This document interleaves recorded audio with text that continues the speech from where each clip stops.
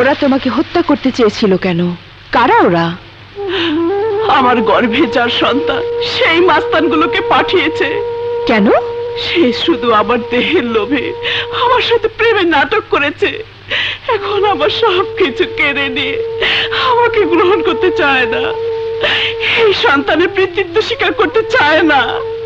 না চাইলে তাকে বাধ্য করানো হবে। দেশে আইন আছে, আইন তাকে ছাড়বে না। বলো বোন, তার নাম কি? দবির সিদ্দিকী। কি? দবির সিদ্দিকী, যাকে আগামীকাল নাগরিক সম্বর্ধনা দেওয়া হবে? তার সত্যিকারী রূপ এত নিকৃষ্ট। তুমি কিছু ভেবো না বোন, অপরাধী যেই হোক আইনের হাত থেকে তার রেহাই নেই। উপস্থিত সুধীবৃন্দ, স্বীকৃতি ছাড়া কর্মীর কর্মস্পৃহা বাড়ে না, ত্যাগের মহিমা হতাশায় ম্লান হয়ে যায়। আজ আমরা এমন একজন পুলিশ অফিসারকে সম্মান দেবার জন্য এখানে একত্রিত হয়েছি যার সাফল্য সম্পর্কে কোনো কিছু বলার অপেক্ষা রাখে না। অত্যন্ত স্বল্প সময়ে তিনি তার নিজস্ব এলাকায় আইন শৃঙ্খলা পরিস্থিতির উন্নতি করতে সক্ষম হয়েছেন।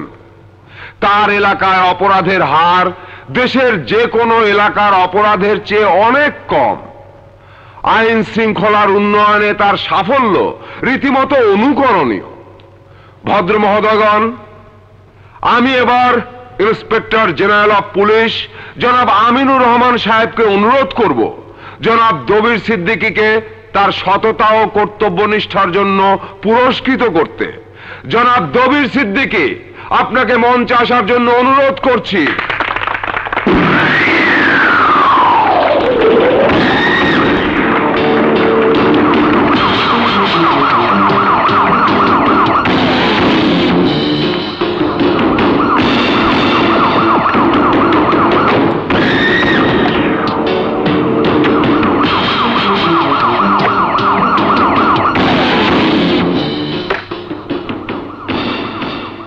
Congratulations, Mr. Dabir. You did an excellent job. Thank you, sir. Officer.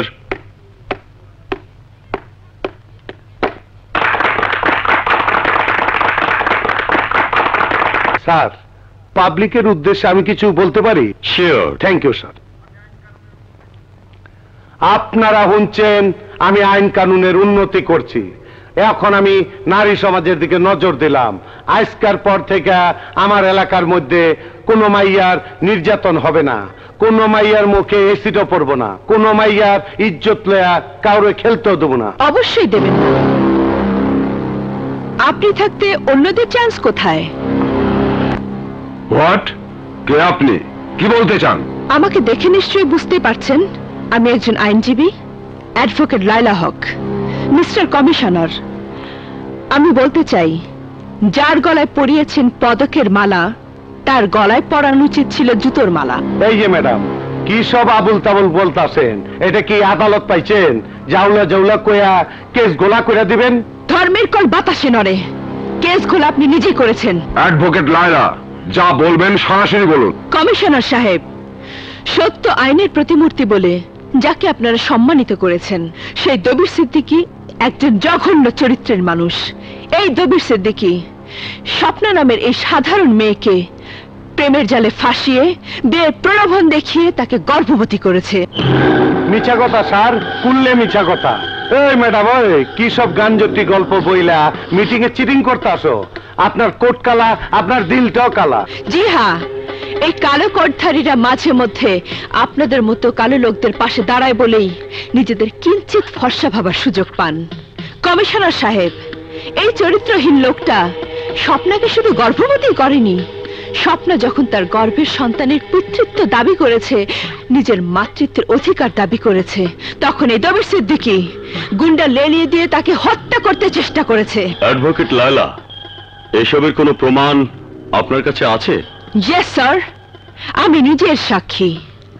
এটা হলো কোর্টে দায়ের করা স্বপ্নার মামলার কপি, আর এই হলো নির্যাতিতা স্বপ্না। স্যার, এই দুই মাইয়া চাই মাইরা আমার চাল ভাজা করবার চায়। চুপ করুন। আপনার মতো অফিসাররা ডিপার্টমেন্টের কলঙ্ক।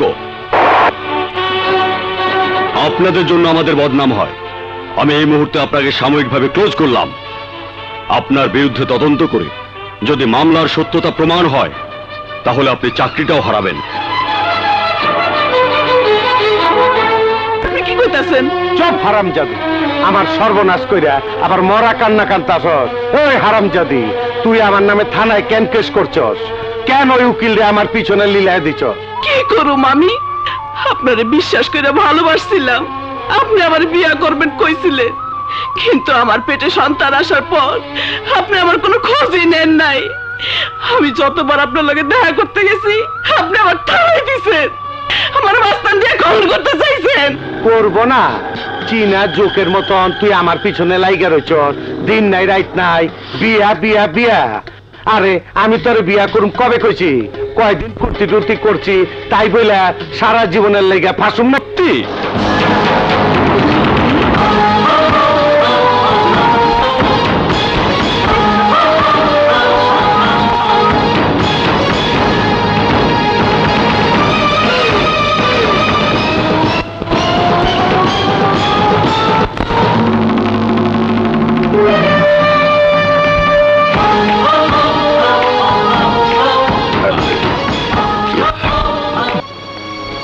ছি স্বপ্না, ছি।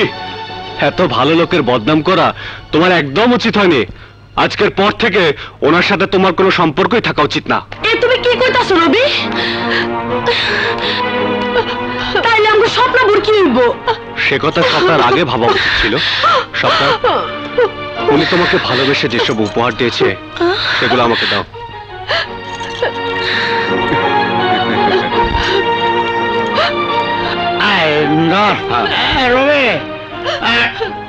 রবে, আমার মেয়েটার তাহলে কি হবে বাবা? তা তো বলতে পারবো না, কিন্তু আপনার মেয়ের জন্য একজন সম্মানিত লোককে আমি বেজ্জতি হতে দিতে পারি না।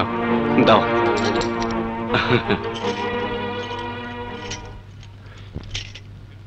এই যে নিন, আপনি স্বপ্নাকে এ পর্যন্ত যা যা দিয়েছেন তা সবই আপনাকে স্বপ্না ফিরিয়ে দিয়েছে। এবার আপনি সম্মানের সাথে স্বপ্নাকে তার ইজ্জত ফিরিয়ে দিন। কি হলো? দিন, ফিরিয়ে দিন স্বপ্নার কুমারিত্ব। কি কইতাছে না বলতো? এ কি কইরা সম্ভব?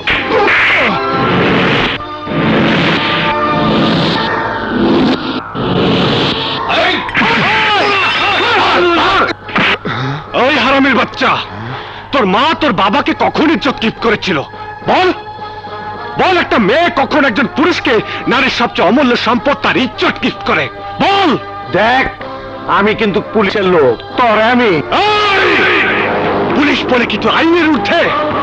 পুলিশ বলে তুই যে কোনো মেয়ের ইজ্জত নিয়ে ছিনিমিনি খেলবি আর তোকে কেউ কিছু বলবে না? কি ভেবেছিস তুই নিজেকে? হ্যাঁ, স্বপ্নাকে আজ এই মুহূর্তে বিয়ে করে তোর স্ত্রী হিসেবে স্বীকৃতি দিতে হবে, নইলে জীবন নিয়ে আমি তোকে এখান থেকে ফেরত দেব না। বিয়ে আমি করব, তখন আমি এমন শিক্ষা দিব জীবনে বলতে পারবি না। চাচা, আপনি কাজে খবর দিন।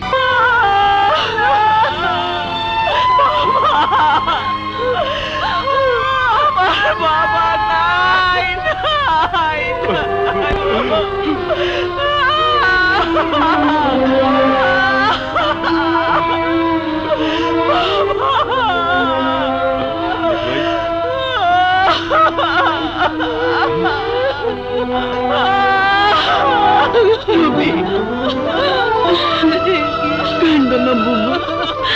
মাখন ছানা, কি ব্যাপার?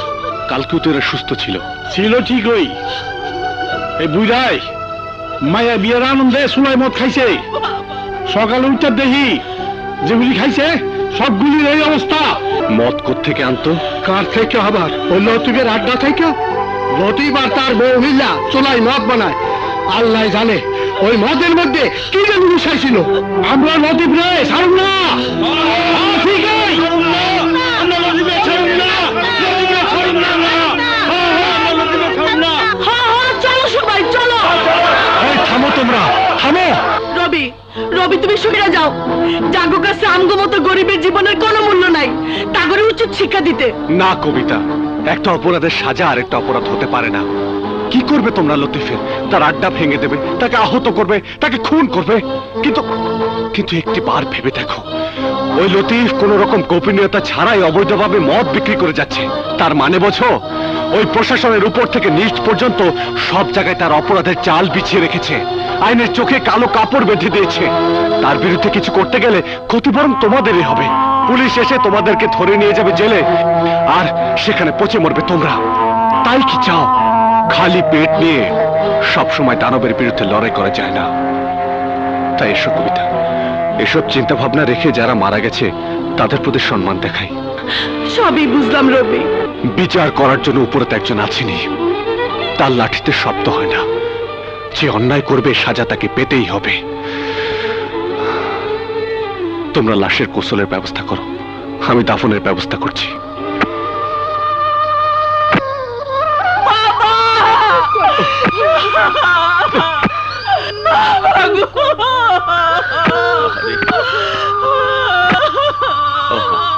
এবার লাশ কবরে নামানোর ব্যবস্থা করেন।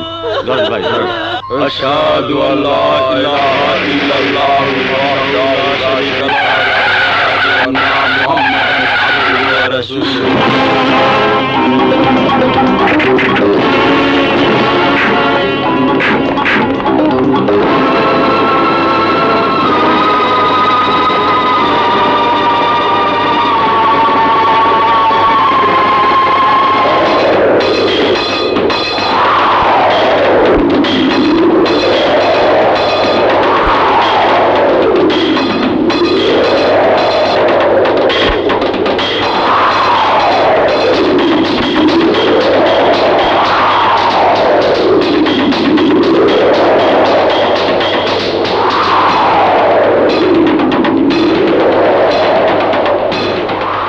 পোস্টমর্টেম ছাড়া লাশ দাফন করছেন কেন?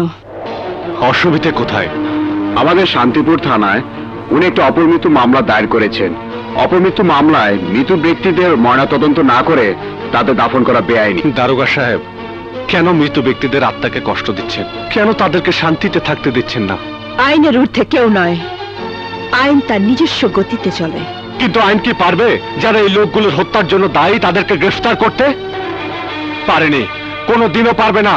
যে কাজ আইনের পক্ষে সম্ভব না, সে কাজের জন্য মৃত ব্যক্তিদের আত্মাকে কষ্ট দেবার কি মানে আছে? আইন প্রয়োগের ক্ষেত্রে যে বাধা হয়ে দাঁড়াবে, আইন তাকে ক্ষমা করবে না। যদি লাশ নিয়ে যেতে বাধা দেওয়া হয়, তবে দারোগা সাহেব সবাইকে গ্রেফতার করতে বাধ্য হবে। নিষ্পাপ অসহায় লোকদের শুধু আইন গ্রেফতারি করতে পারে। যে চোলাই মদ বিক্রি করে, যার মদ খেয়ে লোকগুলো মারা গেছে, তাদের কাউকে গ্রেফতার করতে পারবেন না। কি করবেন লাশগুলোকে নিয়ে? কাটা ছেঁড়া করবেন, ময়না তদন্ত করবেন, কিন্তু কিন্তু তদন্তের তথ্য দিয়ে কি দোষীদের সাজা দিতে পারবেন? নাটক সিনেমার ডায়লগ শোনার জন্য কেউ এখানে আসেনি। দারোগা সাহেব, লাশ নিয়ে চলুন। খবরদার, কেউ বাধা দিলে তাকে গুলি করতে বাধ্য হব। থামো, থামো তোমরা। গরিবের জন্য নাটক আর সিনেমার সংলাপই ভরসা ম্যাডাম। কথা বলা ছাড়া আর কোনো সত্যি গরিবের নেই।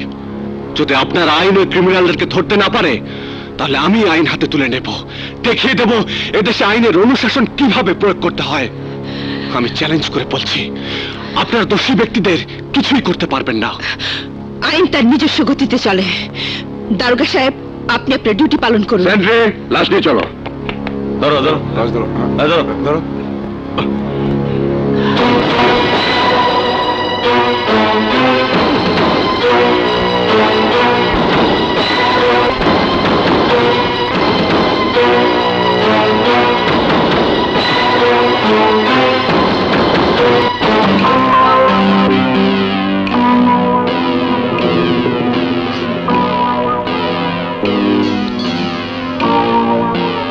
কি খবর ডক্টর? আপনাদের অনুমান সঠিক, লোকগুলো মারা গেছে অ্যালকোহল পয়জনিং এ, অর্থাৎ বিষাক্ত মদ খেয়ে। Viscera report? আপনারা অপেক্ষা করুন, 2 ঘন্টা পর পেয়ে যাবেন। মিস্টার আকাশ, এই এলাকায় অবৈধ মদ বিক্রি করে কারা? লতিফ বলে শান্তিপুর এলাকায় একজন সন্ত্রাসী ও তার স্ত্রী মিলে চোরাই মদ বিক্রি করে বলে আমাদের কাছে ইনফরমেশন আছে, কিন্তু এ পর্যন্ত কাউকে গ্রেফতার করতে পারিনি। আপনি লতিফকে গ্রেফতারের ব্যবস্থা করুন, আমি ভিসিআর এর রিপোর্ট নিয়ে থানায় আসছি। ওকে ম্যাডাম, এবার আমি লতিফকে গ্রেফতার করবই।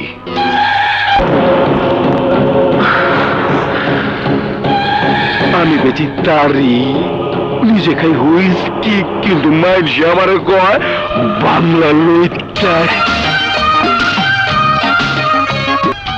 আমার বাপ ধনীরা হাত চলে না কেন? তাড়াতাড়ি হাত চলা, বিকালে মিটিং এর আগে পার্টির 100 ককটেল বানায় দিতে হইব, বুঝছো? মাথাটা গরম হয়ে গেছে গা। ওই উড়াইতে পারিস না? যা 2 কাপ স্পেশাল না, যা। শোনি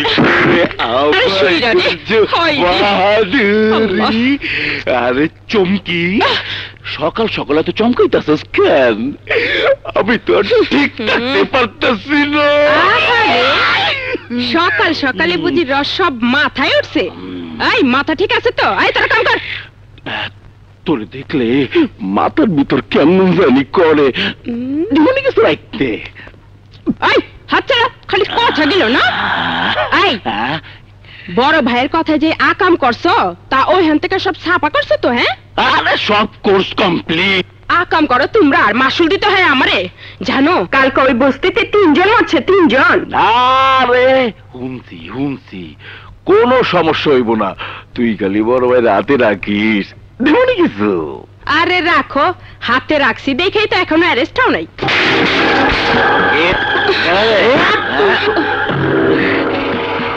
মানুষের কাছে বিষ বিক্রি করার মজা তোকে এবার আমি বোঝাবো। You are under arrest. I officer, আমার স্বামীরে ছাইরা দে। মাল কত লাগবে আমারে ক। টাকা দিয়ে সবকিছুর সমাধান হয় না। বেশি পেঁচাল পারিস না তো, খানা নিলে ওসি মাল খাইবো, ভাগ পাইবি না। আরে এখানে নগদে যা পাবি সেটাই তো লাভ। কত লাগবে ক, কচকচানো। আমার স্বামীর গায়ে হাত দিচ্ছস, তোরে আমি খাইয়ে ফেলামু। চুমকি, তুই আমার চুমকির গায়ে হাত দিছস? আমি যাতে মাতাল তালে ঠিক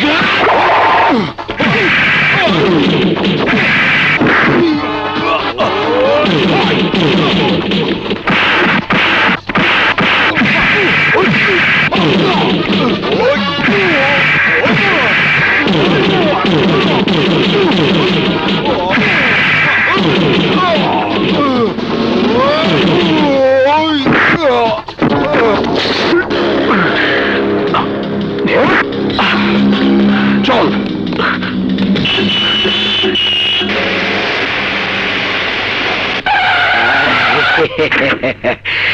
মনে গেছি। স্যার, স্যার আপনি এখানে? দেখতে এলাম সরকারের পয়সা তুমি কেমনে নষ্ট করতাছো। মানে? দুনিয়ায় এত বড় বড় ক্রিমিনাল রাইখা এই সামান্য চোলাই মতালারে ধরতে এই পুলিশের গাড়ি লইছো? স্যার, এ আপনি কি বলছেন? আমি তোমার অর্ডার করতাছি, আর ছেড়ে দাও। কিন্তু স্যার। কিন্তু কি? তুমি একজন সামান্য ক্রিমিনাল রে ধরছো, আর আমি খালি হাতে দেশের সবচেয়ে বড় চোরাচালান রে ধরছি। দইরা থানা লকে বেড়াইছি। দেশের বড় চোরা কারবারি?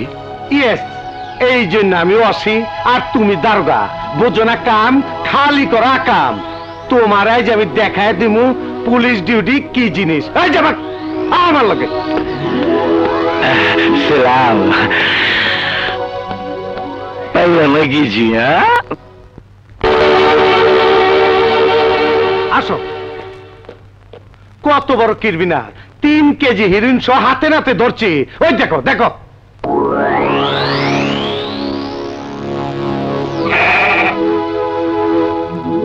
তুমি যে আসামি দৌড়চালা, ওই আসামি আর এই আসামির মধ্যে কত পার্থক্য জানো?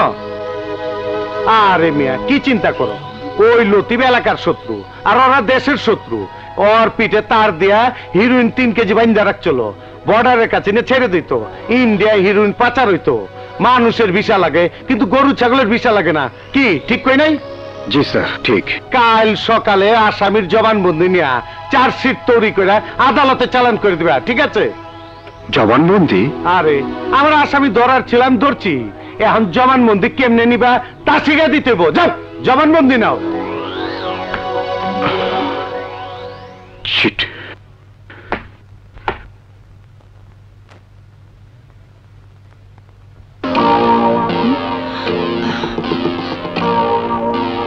লতিফকে কোন সেলে রেখেছেন মিস্টার আকাশ? কি হলো, কথা বলছেন না কেন? What is my criminal? Latif কোথায়? ওকে আমি গ্রেফতার করতে পারিনি। হোয়াট? এ আপনি কি বলছেন? জি ম্যাডাম, আমি যা বলছি তাই সত্য। লতিফকে আমি যখন গ্রেফতার করে নিয়ে আসছিলাম ঠিক সেই মুহূর্তে সেখানে গিয়ে হাজির হন ওসি সাহেব, এবং তারই নির্দেশে লতিফকে আমার ছেড়ে দিতে হয়েছে। একজন অবৈধ মদ ব্যবসায়ী, যার কারণে ওই বস্তির লোকগুলো মারা গেল, তাকে আপনি ছেড়ে দিলেন? ওসি সাহেব বলেছেন তার চেয়ে অনেক বড় আসামি প্রকাশ্য দিবালোকে ঘুরে বেড়াচ্ছে, তেমন একজনকে গ্রেফতার করে এনেছেন উনি, আর তার জবানবন্দি আমাকে দিতে হবে। দেখবেন দেখবেন আপনি, আসুন আমার সাথে, আসুন দেখুন। হোয়াট? বাহ দারোগা সাহেব, বাহ! এভাবেই আপনারা তাহলে আইন প্রয়োগ করেন? সত্যিকার দোষী ব্যক্তিদের ছেড়ে দিয়ে এভাবে আপনারা আইনকে ব্যঙ্গ করেন। বলুন, কত টাকা ঘুষ দিয়েছে আপনাদের লতিফ? ঘুষ? ঘুষ যদি আমি নিতাম ম্যাডাম, তাহলে আজ আমি আপনার সামনে দাঁড়িয়ে এভাবে কথা বলতাম না। ওই গোলশানে আলিশান বাড়িতে এসির ভিতরে বসে এমটিভির গান দেখতাম। ঘুষ আমি নেইনি ম্যাডাম, আর নেইনি বলে আমাকে পদে পদে আইন প্রয়োগের বাধা দেওয়া হয়, আর চাকরি করি বলে ওই উচ্চ পদস্থদের আদেশ মেনে চলতে হয়। I am sorry madam. এই জন্যই আজকাল জনগণ আইন প্রয়োগের জন্য আর পুলিশের কাছে যায় না। রাস্তার উপরেই পুড়িয়ে মারা ছিনতাইকারীকে, পিটিয়ে হত্যা করে ধর্ষণকারীকে নিজেদের হাতে তুলে নেয় আইন। সেদিন আর দূরে নয় যেদিন সত্যি সত্যি আপনাদের থানা ব্যবহৃত হবে গরু ছাগলের গোয়াল ঘর হিসাবে। সেদিন আপনারা আফসোস করবেন। আসি।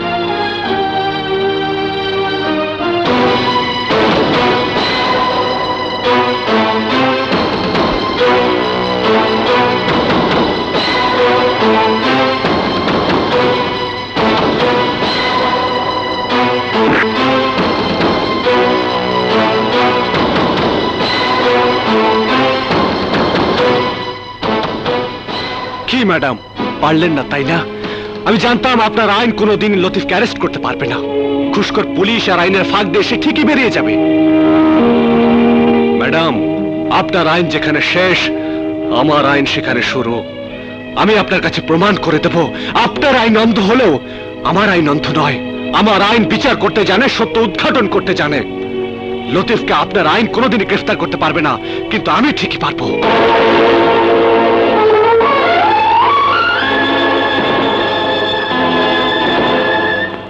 কালি সুন্দর করি বানাইয়া তোর করবে স্তরি, চোখে তোর দেহ কালি। ওই একটা ঝিলিক মাইরা, ওই একটা ঝিলিক মাইরা দিছে সাইডা চলতে আছে জনবরি। চোখে তোর দেহ কালি, পালকা চুমকি পালকা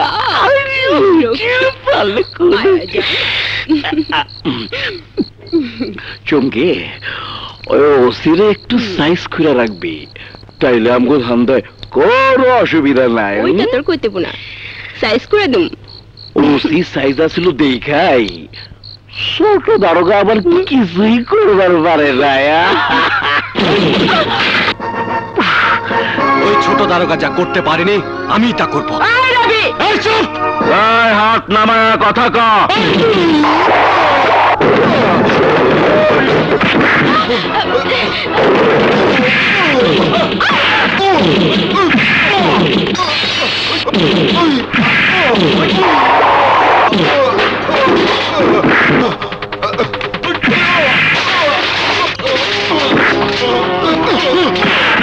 তুই কিভাবে ছাড়া পেলি?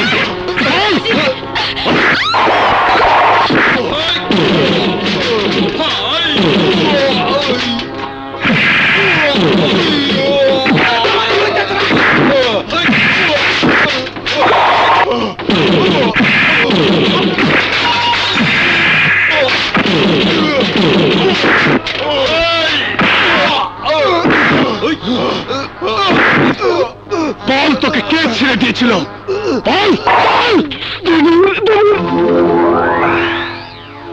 উকিল লায়লা, একদিন এলো তোমার আমি কাছে পাবো।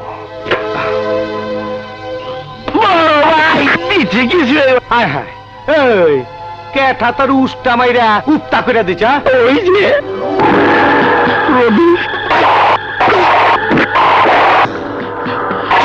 মোবাইল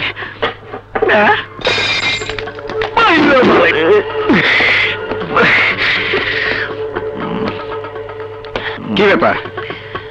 কি হচ্ছে এসব? কিছুই না। যে কাজ আপনার করার কথা সে কাজ আমি করেছি। জিজ্ঞেস করুন আপনার ওসিকে কত টাকা সে লতিফের কাছ থেকে ঘুষ খেয়েছে। মানে? লতিফকে গ্রেফতারের সময় যে আপনাকে কর্তব্যের দোহাই দিয়ে বাধা দিয়েছে, ওর আসল রূপ আজ আপনার কাছে প্রকাশ করে দেব। বল, লতিফের কাছ থেকে কত টাকা ঘুষ খেয়েছিস? সপ্তাহে সপ্তাহে 20,000। কারেক্ট স্যার, আপনি হা করে দেখতাছ কি? রবি আমারে পিস্তল ঠেকাইছে, ওরে অ্যারেস্ট করো। আমি জানি আমি আইনকে হাতে তুলে নিয়েছি, তাই আমি নিজে পুলিশের কাছে স্যারেন্ডার করব। দারোগা সাহেব, ওসি সাহেবের মুখের স্বীকারোক্তির পরও কি চুপ করে থাকবেন? তাকে তার চোখ সাজা দেবেন না? কি? সরি স্যার, রবি আমার সামনে প্রমাণ করে দিয়েছে আপনি ক্রাইম করেছেন। তাই ঊর্ধ্বতন কর্তৃপক্ষকে না জানিয়ে আমি পারছি না, আর তাদের সিদ্ধান্ত না পাওয়া পর্যন্ত আপনাকে আমি থানা সেলে আটকে রাখার সিদ্ধান্ত নিয়েছি। দারোগার বাচ্চা, তুই কি করস? আমারে তুই অ্যারেস্ট করবি? সরি স্যার, আমি আপনাকে অ্যারেস্ট করিনি। আপনি যাতে আর কোনো ক্রাইম করতে না পারেন সে ব্যবস্থাই করছি। লোকে যাতে আমাদের দিকে তাকিয়ে থুতু না দেয় সে ব্যবস্থা করছি। পুলিশ ডিপার্টমেন্টের লোকদের মাথা উঁচু করে চলার, আইনের পোশাক গায়ে দিয়ে আপনি যাতে আইনকে বিক্রি করতে না পারেন সে ব্যবস্থা করছি।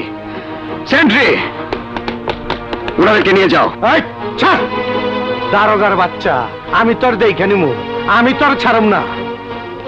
সালাম আলাইকুম। থ্যাংক ইউ রবি। আমি আমার কর্তব্য করেছি, এবার আপনি আপনার কর্তব্য পালন করুন স্যার। আমাকে অ্যারেস্ট করে কোর্টে চালান করুন, নয়তো কাল থেকে জনগণ আমার মতো আইন হাতে তুলে নিতে চাইবে। আমি আপনাকে যতই দেখছি ততই অবাক হচ্ছি। যদি আপনার মতো আরো কিছু মানুষ থাকতো তাহলে দেশটার আজ এই অবস্থা হতো না। সেন্ট্রি,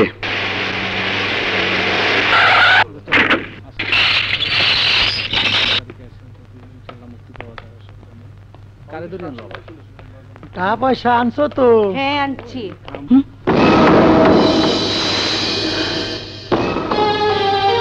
বিড়ালের গলায় ঘন্টা বাঁধতে গিয়ে নিজের গলায় ফাঁসির দড়ি এঁটে বসেছে বুঝি?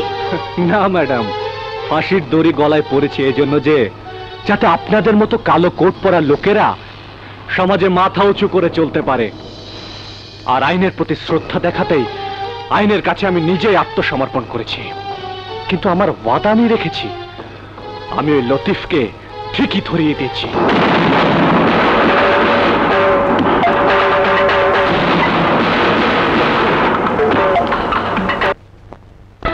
দূর, এখনো আইলো না কেন? হায় আল্লাহ, এত রান্না বান্না করে অপেক্ষা করছিস কার জন্যে? তুই বুঝি জানোস না? বস্তির সবাই জানে রবি কতদিন পর বস্তিতে ফিরে আইছে। তাই বুঝি এত আয়োজন? দেখি কি কি রান্না করেছিস। আরে খবরদার, খবরদার, খাবারে হাত দিবি না। বাবা, মনের মানুষের জন্য এতটা? তা তোর ভাইয়াকে বললেই পারিস, কাজীটাকে বিয়ে পড়িয়ে দিতে। আমার বুঝি লজ্জা করে না? তা এভাবে লজ্জা করতে থাকলে একদিন দেখবি পাখি উড়ে গেছে। খবরদার ময়না, এরকম অলক্ষণের কথা আর কখনো মুখে আনবি না। পুরামুখী, তুই মরেছিস। আমি কোনো কথা শুনতে চাই না, তুই যা, তুই যা, তুই এখান থেকে যা। তো ছাড় না। যাচ্ছি বাবা। গেলে কার জন্য এত করছিস সে থাকলেই হয়। কি ব্যাপার, ময়না এভাবে পালালো কেন? না মানে মনা খুব পাজি, খালি অলক্ষণী কথা বলে। ময়না পাজি, আর তুমি? যা, কথা না বলে শিগগিরই খাবে। এসো তো। আরে আমার একদম খিদে নেই। খিদে নেই বললেই হলো? তোমার জন্য আমি কত কষ্ট করে রান্না করেছি জানো। এসো খাবে। আরে ঠিক আছে বাবা, ঠিক আছে। বসো তো। দাও, হাত ধুয়ে দে। দেখি হাতটা। আরে আরে কি করছো? ওহো, ও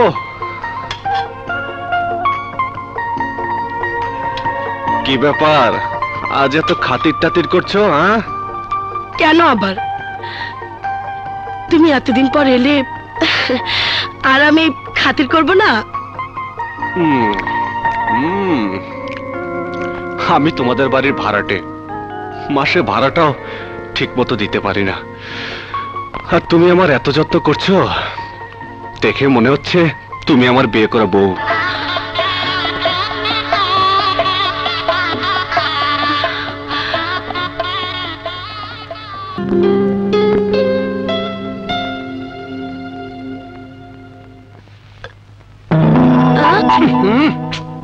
ভাইয়া, ভাইয়া তুমি ইয়ে মানে রবি কোথায় গেল?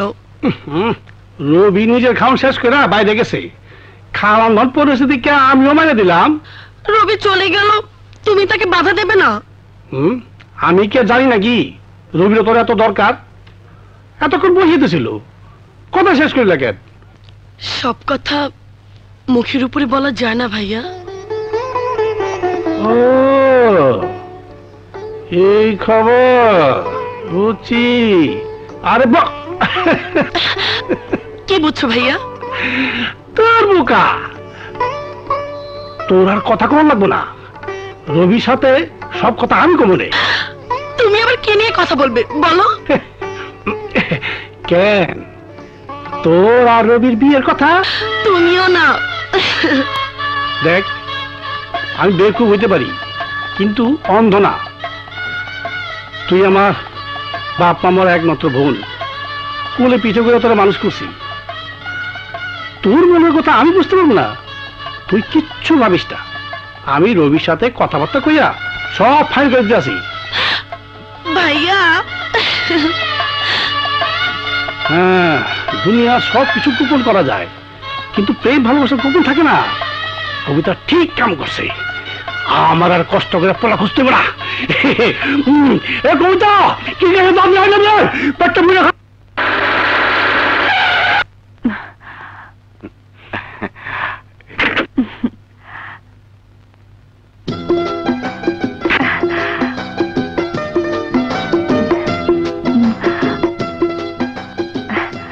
আসসালামু ওয়ালাইকুম আসসালাম। সরি, আসতে একটু দেরি হয়ে গেল। সরি বলার কিছুই নেই লায়লা, তোমার ভাই, আমাদের প্রাণ প্রিয় বন্ধু আজিজের স্বপ্ন ছিল এই ফ্যাক্টরি। আজ এই ফ্যাক্টরির উদ্বোধন কাজে শরিক হয়ে আমরা সবাই আমাদের বন্ধুকে শ্রদ্ধা জানাচ্ছি।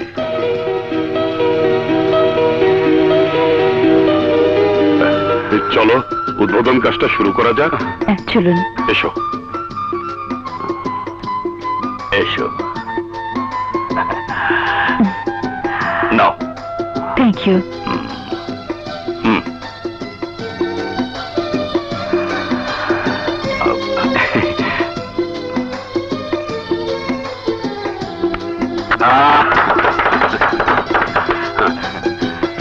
এই সুইচটা অন করো।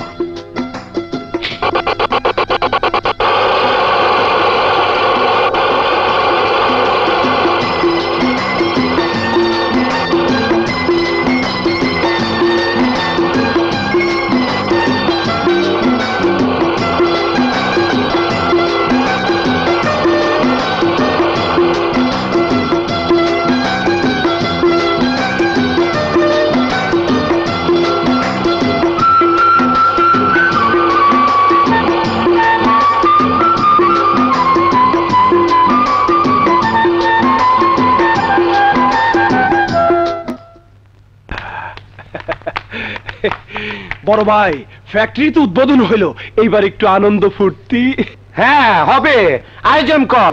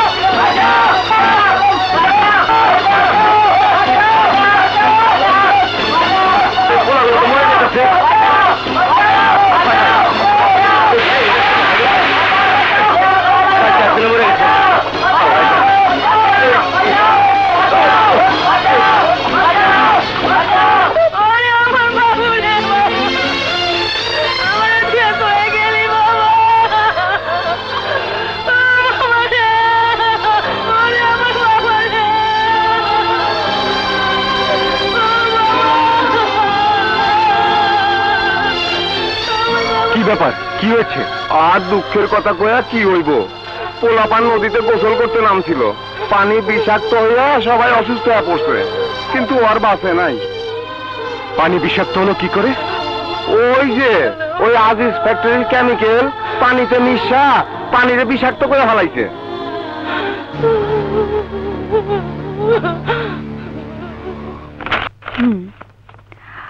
ফ্যাক্টরির কাজকর্ম ঠিক মতো চলছে তো মিস্টার জি রাজা? ম্যাডাম।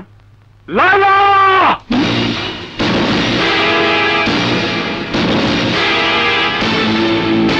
তুই? হ্যাঁ আমরা। এখানে কি চাস তোরা? যা চাই তাকে ফিরিয়ে দিতে পারবেন?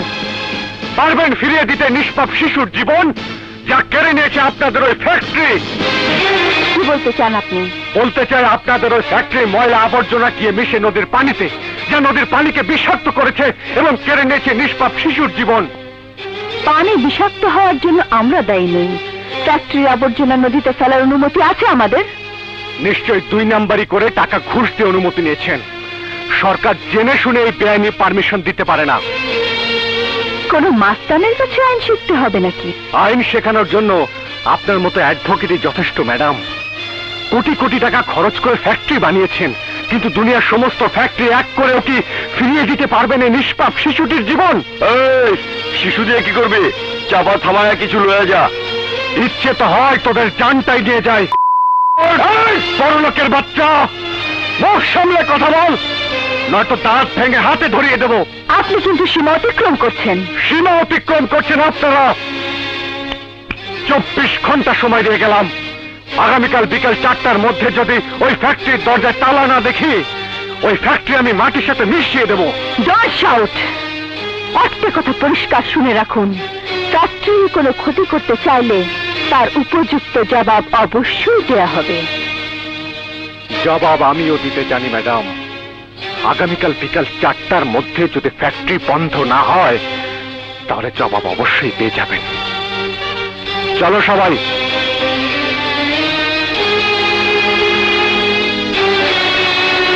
করো না, একবার যখন না করে এসেছি তখন ওই মিল আর চলতে দেব না।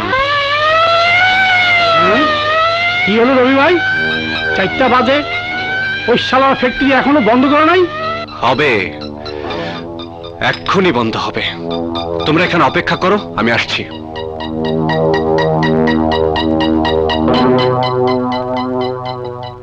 হাত লাগা, হাত লাগা,